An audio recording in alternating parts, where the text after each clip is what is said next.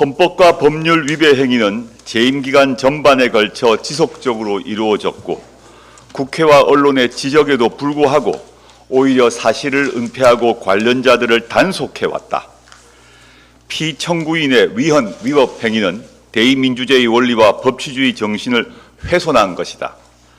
국민의 신임을 배반한 것으로 헌법 수호의 관점에서 용납될 수 없는 중대한 법 위배 행위다. 2017년 3월 10일 박근혜 대통령 파면 결정문 내용입니다. 헌법재판소 재판관 8명의 전원일치 의견이었습니다. 대통령 파면만이 대의민주제의 원리와 법치주의를 지키는 길이라고 판단했던 것입니다.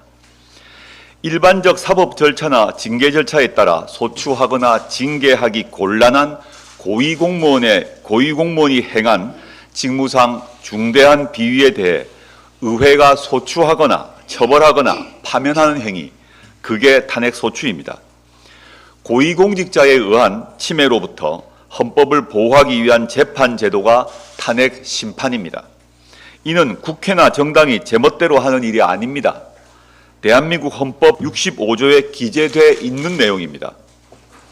탄핵은 가장 강력한 권한이 있는 대통령에 대해 권력을 오남용하지 말라는 제어 장치이자 잘못했을 때 권자에서 끌어내리는 정당한 수단입니다. 조국혁신당이 탄핵의 깃발을 들자 어처구니 없는 비난이 들립니다. 헌정질서 중단을 바라는 것이냐?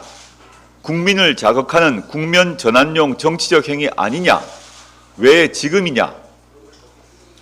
그렇지만 대통령을 탄핵 상황으로 몰고 온 주체는 야당과 국민이 아니라 대통령 자신과 여당입니다.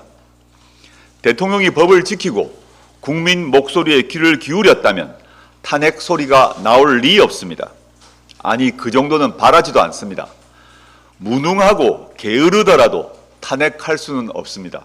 그러나 대통령의 위법과 위헌적 행위로 인해 나라가 결단날 상황으로 치닫고 있습니다. 탄핵은 국민의 정당 방위이자 자구행위입니다. 조국혁신당은 헌법과 법률에서 한치의 오차도 없이 탄핵을 준비하고 진행하고 있습니다. 창당 때부터 지금까지 특정 세력이 아니라 국민의 목소리만 듣고 행동해 왔습니다. 민심에 따라 가장 앞장서 행동해 왔습니다. 대한민국 국민은 윤석열, 김건희 공동정권에 수차례 경고하고 심판도 했습니다. 4월 총선에서 여당은 개헌 저지선을 간신히 넘기는 큰 패배를 했습니다. 그러나 윤석열, 김건희 부부는 위헌, 위법 행위를 멈추지 않고 있습니다. 백약이 무효입니다. 현재 대한민국을 위기에 빠뜨리는 가장 위험한 두 사람은 바로 윤석열, 김건희 부부입니다. 선선히 하야할 리 없는 윤석열 정권을 법적으로 퇴진시키는 방법으로 임기 단축 개헌과 탄핵이 있습니다. 개헌은 복잡하고 시간이 오래 걸립니다. 집권 여당이 찬성하지 않을 것입니다. 남은 것은 탄핵입니다. 검찰이 윤석열, 김건희 부부의 불법을 덮을 생각을 버리고 제대로 수사할 리 없지 않습니까? 윤석열 대통령은 국가를 이끌 자세도 안 돼 있고 능력도 없음이 드러났습니다. 배우자 김건희 씨가 사과를 하고 공개 행보를 자제하고 특별감찰관을 임명한다고 해서 해결되지 않습니다. 보수도 집권 여당도 현 정권의 실패를 겸허히 받아들이십시오. 국민의 뜻을 받아 결심하십시오. 그래야 진짜 보수를 재건할 토대를 마련할 수 있을 것입니다.